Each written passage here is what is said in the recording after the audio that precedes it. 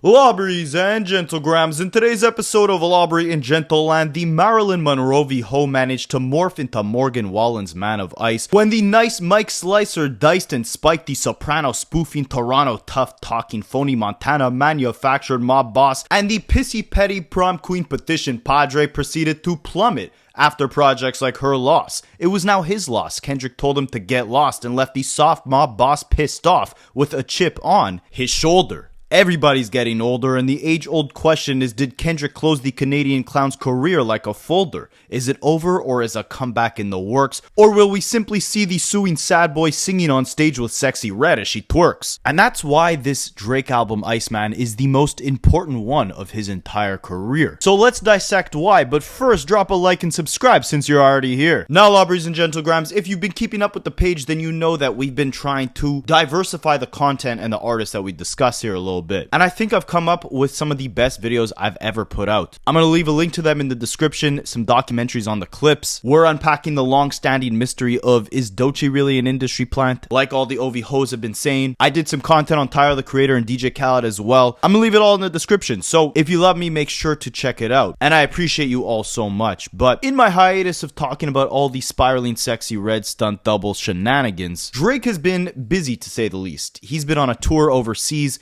canceling dates, getting toilet paper thrown at him. He did 3 days at Wireless Festival. He did 2 live streams where he premiered a bunch of new music for his new ICEMAN album. And the world is wondering, with it approaching almost 2 years since the last Drake solo project, and over 1 year since he suffered the worst loss in rap battle history, can Drake make a comeback with ICEMAN like nothing has ever happened? Well, let's just put it like this. He's making it very hard for his fans to forget what happened in the summer of 2024. If you haven't realized yet throughout Drake's career, I call him the petty petition prom queen padre for a reason. He holds a grudge. We've seen this with every beef and every relationship he's been a part of. He was dissing Serena Williams years after dating her when she was already married. Same thing with Rihanna. She has 2 kids with A$AP Rocky, and now you want to start dissing? People want to rip on Kendrick for continuously performing Not Like Us on his set list for the GNX tour, but let's not forget, it took Drake a year and a half to retire back-to-back from his set list on tour after the success of that song. Meek Mill and Nicki Minaj had a show in Toronto. Drake made sure to rent out the hotel room right above them and blast back-to-back all night long to emphasize to them, even behind the scenes, that he had taken that W. But what about when he had taken the L to Pusha T? That was in 2018. He backed out of that rap battle, telling LeBron James that he studies rap battles for a living, and Pusha T took it too far, talking about 40s disease. Like I said, that was 2018. He didn't stop dissing Kanye West and Pusha T on records till 2023 when he got a new target on his back with Kendrick Lamar.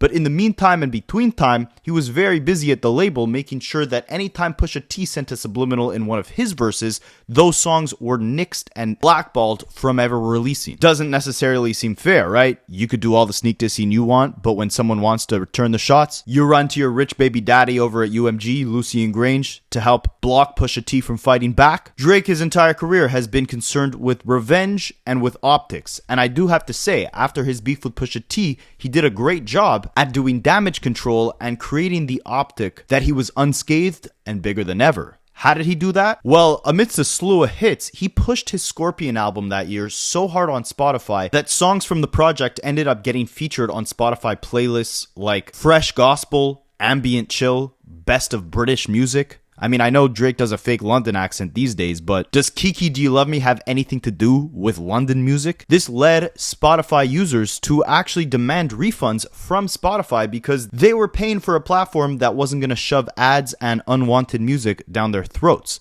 They were trying to listen to ambient or gospel music and they were getting Drake songs. Well, the strategy worked because them shoving that album on every single playlist ended up helping Scorpion break Spotify's one-day streaming record with 132.45 million streams in just a single day.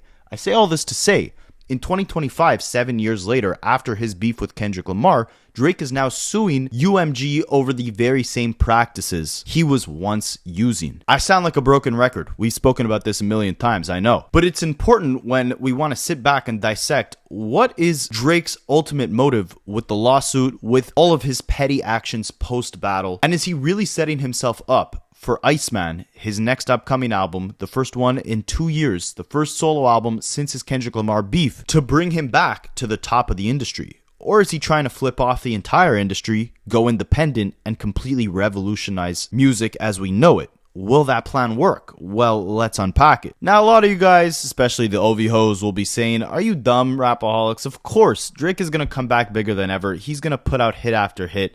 Nothing will change. My response would not only be that the charts now say otherwise, with his latest song with Central C debuting only at 23 on the charts, which for Drake, this is the lowest debut he's had in ages. But beyond that, a lot of you guys fail to recognize the fact that this was by far the biggest hip-hop beef, most publicized hip-hop beef of all time. Regardless of whether or not Drake's music will still resonate with pop fans is not necessarily the question, but can he still win back a lot of the fans that he lost along the way since that beef ended? I think an interesting contrast is to look at what ensued after the second largest hip-hop beef of all time, JayZ and Nas. This was back when there was no time clock for rap disses. It took Nas months after JayZ dropped Takeover to finally drop Ether, and after that he officially commenced his victory lap. He was supposed to perform at Hot 97's Summer Jam Festival in 2002, and he planned to have a JayZ doll hanging on the stage with a rope tied around him, insinuating that he was unalived, gone. Because of that, Nas ended up getting pulled from the performance, and the beef didn't end there, along with a slew of other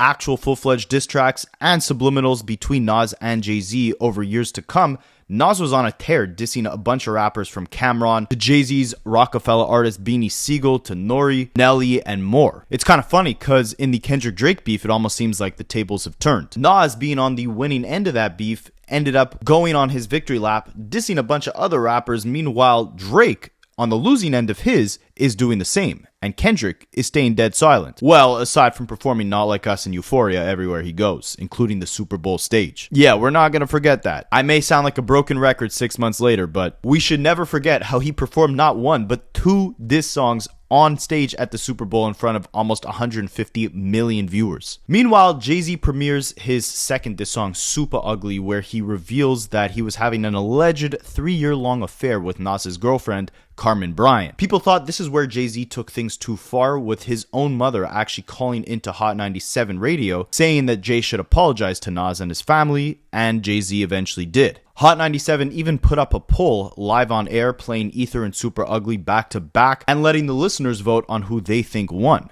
58% said that Ether was better than Super Ugly. It's funny, I thought the gap would be wider. But in the years to come, they would continue sending subliminals at each other, with JayZ on his Blueprint 2 album rapping the bars, "My mama can't save you this time, people are history." Of course, JayZ would then go on to temporarily retire after the Black album, and the two would actually reconcile on stage together in 2005 at a JayZ concert about 4 years after Ether dropped. And if you compare this to the Meek Mill and Drake beef, the stories kind of line up in similar ways, right? Drake, just like Nas, had won the beef. Nas wanted to perform at the Summer Jam Fest the next year with a JayZ dummy, as he did Ether, and Drake actually executed this vision in a slightly toned down form in the digital age. He was performing back to back at his OV Ho Fest and had memes of Meek Mill plastered all along the stage. They would go on to send subliminals at each other for months to come, Meek Mill even releasing a second Drake diss track months after back to back, similar to how JayZ did with Super Ugly, but it failed flat, and years later they ended up actually reconciling and performing together on stage and in music. And just like Kendrick with Not Like Us, Back to Back was a massive mainstream hit that Drake not only pushed on stage, but had no problem with the label pushing it on radio, on streaming platforms, even using it in SNL skits. Meek Mill was the laughingstock for multiple years after that song had came out, and if Drake decided to just leave that song on SoundCloud instead of allowing UMG to promote it as an actual single and even performing it live on stage, then it probably would have died out a lot quicker. You fast forward 10 years later and he's now suing UMG for doing the exact same thing with Kendrick's diss song. And that's the centerpiece as to why this comeback will be so hard for Drake to make, for various reasons. Not just for the fact that he pissed off hip-hop fans forever by potentially compromising the sanctity of free speech with a lawsuit that's specifically citing the publishing of rap lyrics as actual defamation of character. But aside from that, going up against a corporate giant like UMG, the biggest record label in all of music that controls, I believe, about 30% of all mainstream artists that you see on the charts today. What did Ovi Homal say?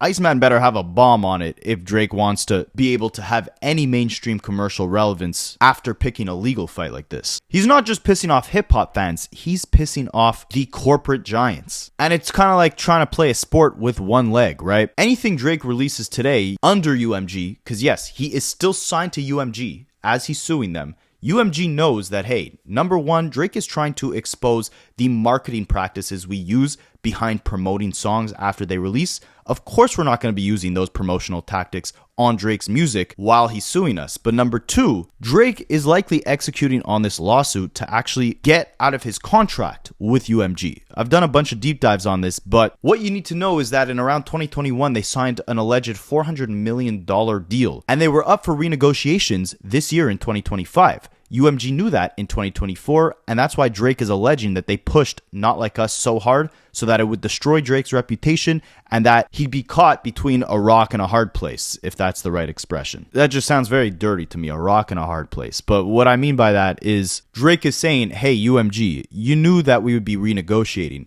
You knew that if you destroyed my reputation by making Not Like Us the biggest hit ever on the Super Bowl stage, the Grammys, etc., my reputation would be ruined. And if we tried to make a new contract happen, I wouldn't be able to ask for as much money as I did last time because I don't have as many fans. People view me as a clown. They view me like they did Meek Mill 10 years ago. So then you guys can offer me less money, sign me for a cheaper price, and just profit off my entire back catalog, all my new music, and I get screwed out of this deal all because I let King Kung Fu Kenny clobber my reputation. Why this is a problem now is not just because Drake is going to war against the biggest record label in music, it's because he's still signed to that label and has to release this project with them.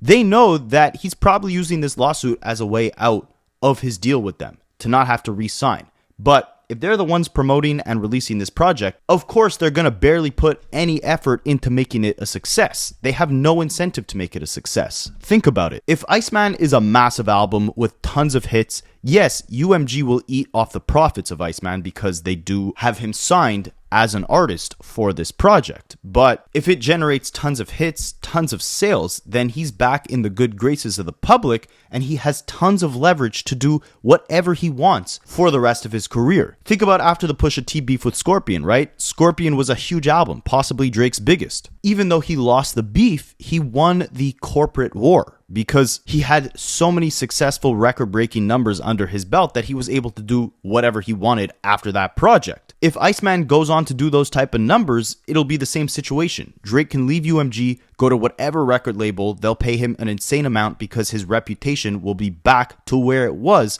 at the height of his career. But on the flip side, if UMG barely does anything to promote this project, if they kind of just let Drake toss out these random loose songs, none of them sticking properly, them not putting the real push behind sending it to radio aggressively, getting it on all these streaming playlists, getting all these hits to number one on the charts, because of course that's a record label's job, right? They're signing you so that they can show your music to a larger audience. But when this is your last album and you're trying to leave the label, they want you to leave the label weaker than you ever were. So they have all the incentive in the world to make this album horribly unsuccessful so that you come back to them and say, UMG, you were right. I needed you guys. I needed your big budgets, your marketing power. I need you to get me on the playlist. Please, UMG, take me back. Or you say, screw you, I'm going independent. But if ICEMAN flops, your next album is always a reflection of what happened with your last. Look at Chance the Rapper, right? He was on top of the world. People were literally comparing him to the next Drake in 2017 after Coloring Book.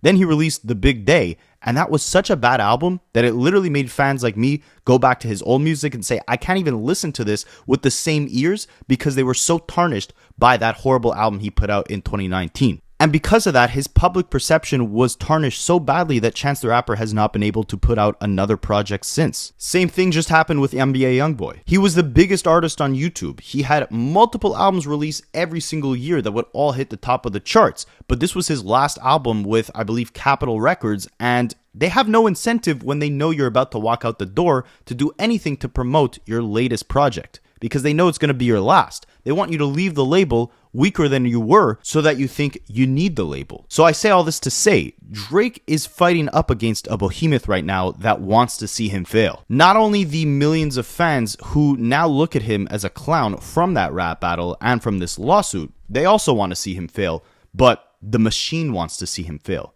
And when you're going up against both the fans, the public, and the machine, you better come with the best damn music of your life if you want the chance to make a comeback. And a simple catchy pop hit is not going to do it. Look at Nokia, alright? I want to be kind of positive in this video. Nokia was arguably a great pop hit. We're going to touch on, in my opinion, some other good music that Drake has put out after the beef. But with a song like Nokia, what did Kendrick say on TV off? It's not enough. You need something that will impact the culture, impact the world. A catchy TikTok song about nostalgic cell phones is not going to cut it, right? You need something that's going to cut through the emotions of the people that feel betrayed by your actions over the last year. You need something timeless, something that people would be playing for the next 10 years, something that can be played anywhere from nightclubs to bar mitzvahs. It can't just be catchy, it's got to be impactful. It's got to be emotionally driven. Something that will take over the world, not just take over TikTok, because TikTok trends come and go. They fade. They're 15-second sound bites. You need a God's Plan. You need a One Dance. You need a Headlines, a Marvin's Room. People say Kendrick's only significant hits are his Drake disses, but you can go and watch footage from the GNX show that he's doing right now in Europe and overseas.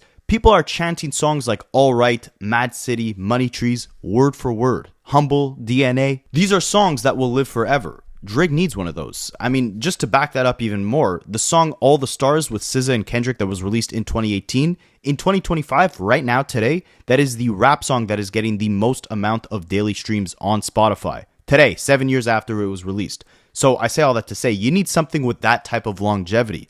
A Nokia, a quick hit, is good to steer your career back in the right direction, but it's not enough to move the ship all the way to your destination, especially if your destination is to become the first massive mainstream independent artist. People have said in the past that Drake's music catalog is bigger than the 70s, 60s, and 80s combined. You don't think UMG, who owns a partial stake in that right now, is going to fight for their lives to keep that? You don't think those private equity firms that have stake in UMG have tons of incentive to make sure that one of the biggest money producing aspects of their music catalog, of UMG's catalog, will remain a UMG owned catalog? There's other people who have said if Drake goes independent, he will change the entire dynamic of the music industry. So bigger than just UMG owning part of Drake's catalog, if Drake goes independent, he will show every artist, both bigger and smaller than him, that it's possible to completely own your entire brand identity, no matter how large of an artist you become. Even artists way bigger than him, like Taylor Swift, fell victim to the greedy corporate giants owning her masters, and she had to re-record all her music in order to maintain partial ownership. It's very, very hard for these artists to do all the things they do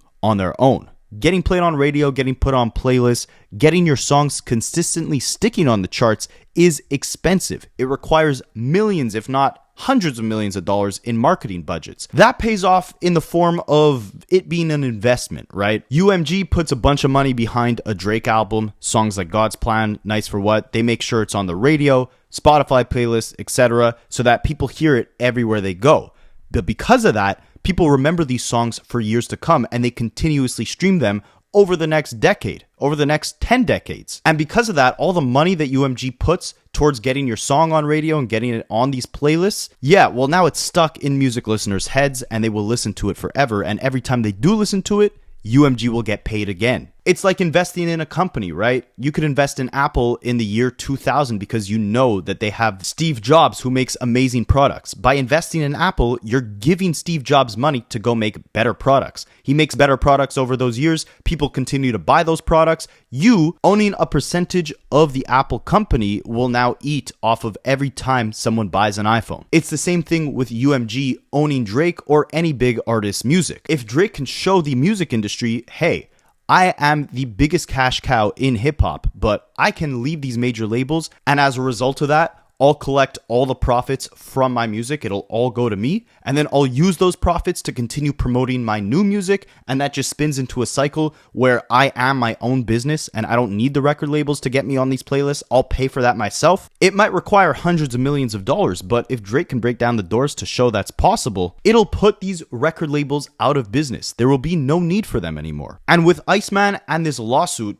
I think that's what Drake is at least trying to do. But UMG is not going to let that happen. But let's dissect the moves that Drake has made since this battle ensued to try and get himself one step closer to, if not being independent, then at least being released from the shackles of UMG. Right off the rip, after the Heart Part 6 and Not Like Us, Drake immediately went to trolling the record labels. He released Wagwan Delilah on June 4th, about a month after Not Like Us, and this song was a complete clown show, right? The world thought it was AI, they thought it wasn't really Drake, like, this couldn't be Drake, right? After taking such a brutal loss, he's now gonna troll the world with this Toronto accent, Carti? And ever since that song, it seems like every move Drake has made since this battle ended has kind of been a troll either against UMG or just against the world, and in my opinion, this has not made Drake's value go up. The only, in my opinion, objectively right move Drake has made since the battle ended was releasing Nokia, which again was a massive hit, but not enough to erase the memory of what happened throughout that battle. He needs something bigger. And was he giving us something bigger, or has he been trolling this entire time? Aside from Wagwan Delilah, which was him ultimately showing the world like, hey, I can do whatever the hell I want and I'll still be where I am. He released a BBL Drizzy remix with Sexy Red. He transformed his Instagram page into essentially just a gambling promotional site, signing an allegedly multi-$100 million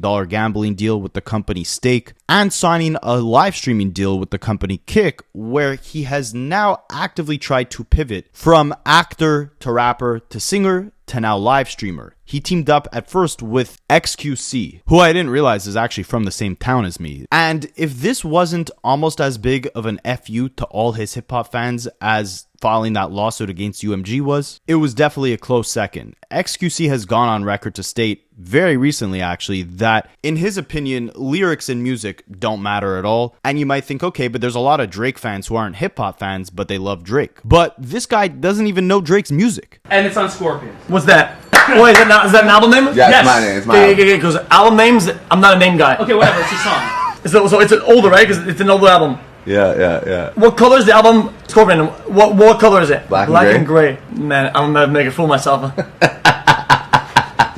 Black and gray. It's headlines. JayZ. Close.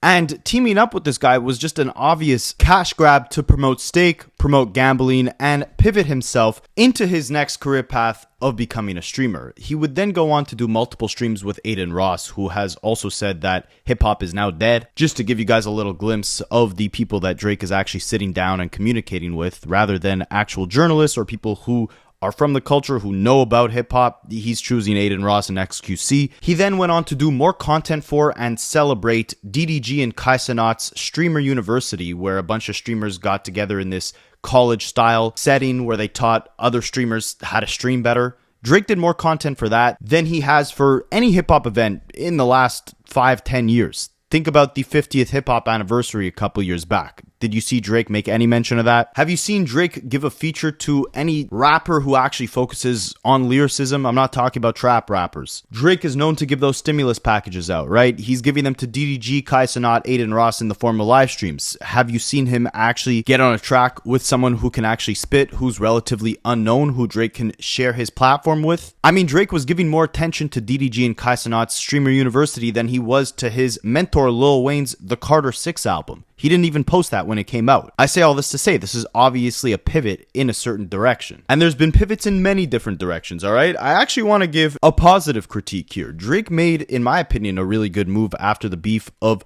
posting a bunch of unreleased footage from early in his career, studio sessions, tour rehearsals, along with a couple unreleased songs onto a random website. This was obviously another troll or protest against UMG to show them, hey, look, this is my first step towards independence. This is me showing you as a test that I can release music on my own without your help, without your backing, and it can still gain traction.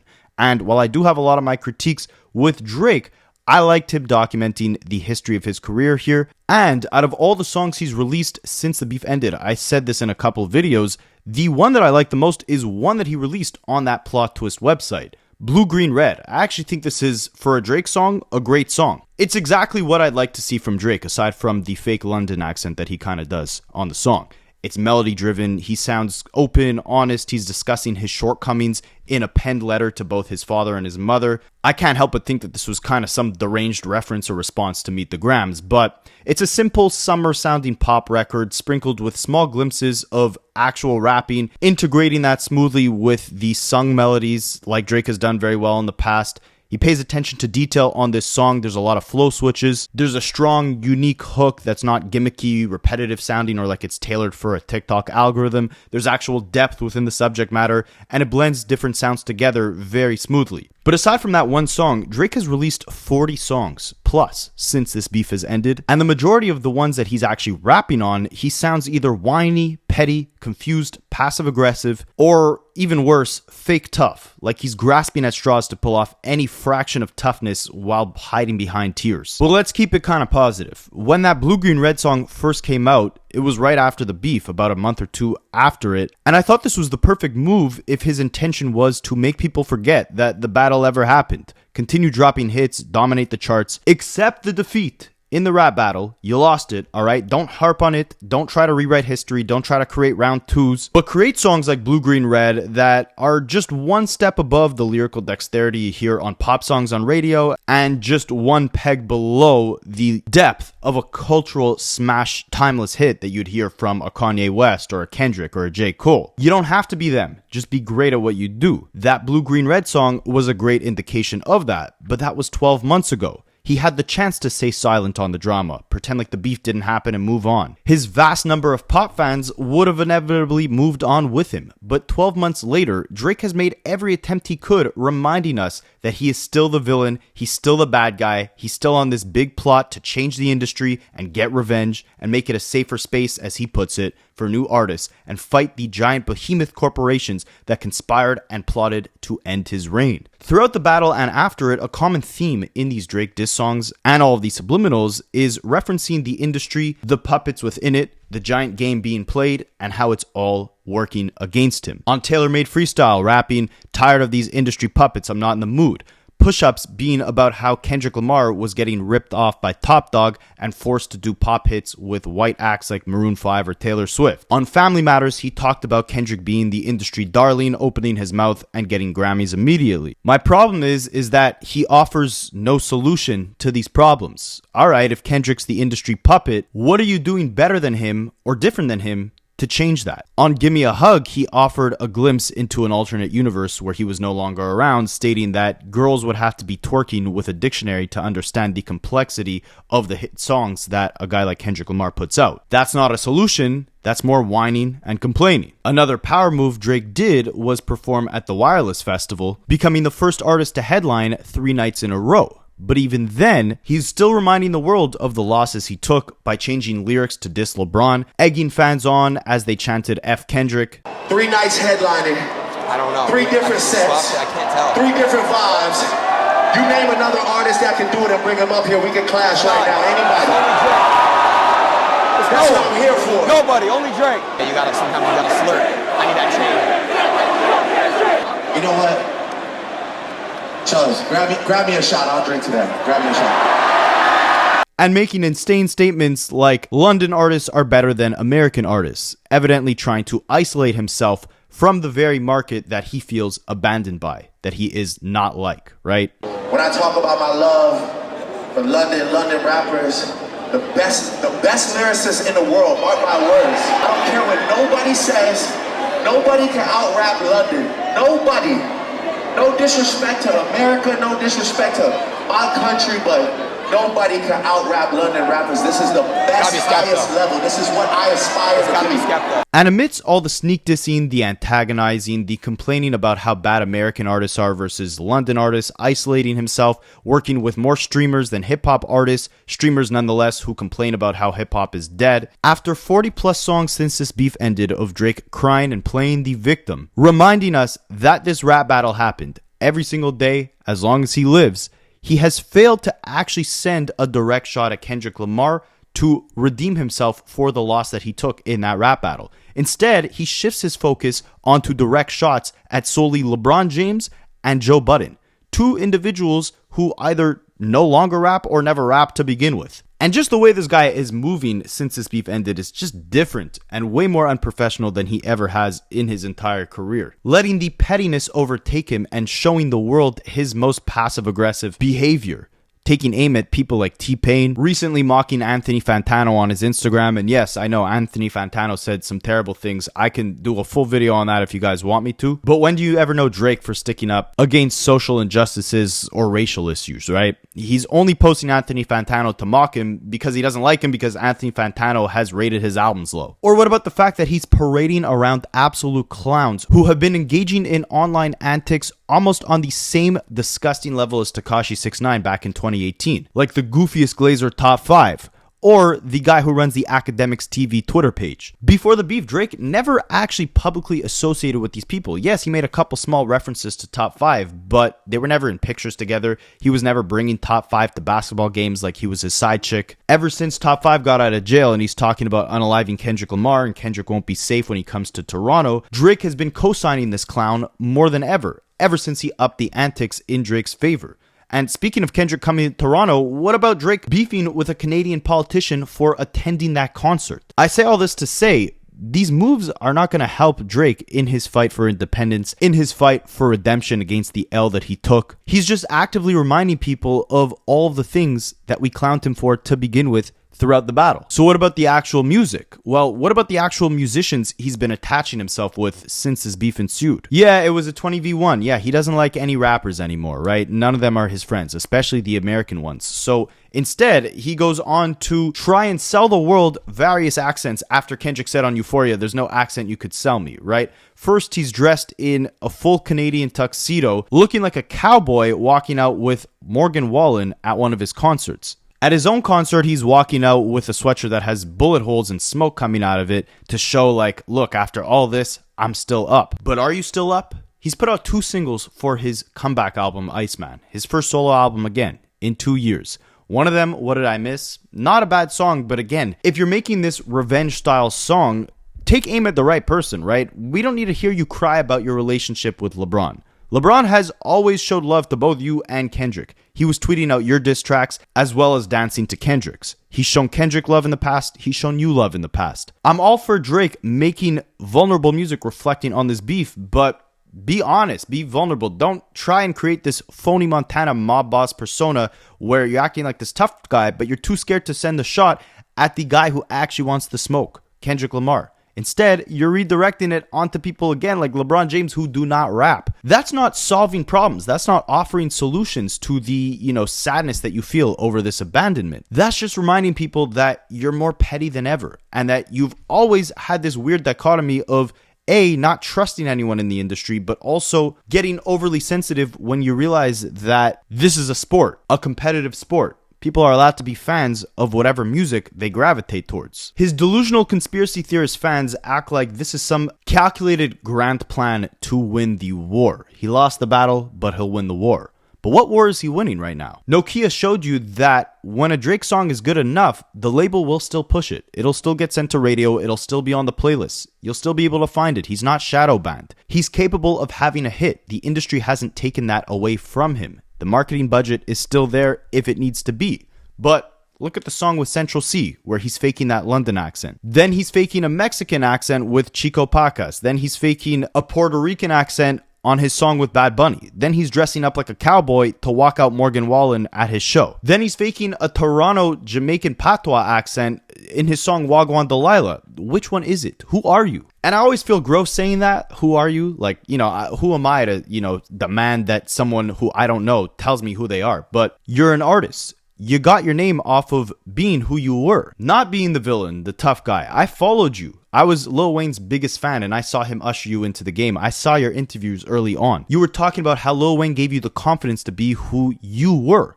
The kid who got bullied in high school, who didn't have tattoos, who didn't do drugs, who didn't rap about being a gangster. You were who you were. And that's what made you break out into the mainstream as quickly as you did. And to all you guys who say, I'm Drake's #1 hater. I mean, this was at a time where I actually liked a lot of Drake's music. And this is what made me as critical as I am today of Drake as I am. Because at one point, it was inspirational to see the young guy about a 7-hour drive away from me being able to accomplish the things he could while still being himself, while being signed to my favorite rapper Lil Wayne, to making songs that I could actually relate to, about finding your confidence in settings that you don't belong in, about relationships, about your shortcomings, about your family issues, your family life, the love that you have for your family. At this point, all I'm getting is fake London accents, London rapper glazing, and complaining about LeBron. And none of it sounds genuine, and that's why none of it is sticking. They showed us, the record label showed us, that they will push your song when it deserves it. Nokia deserves it.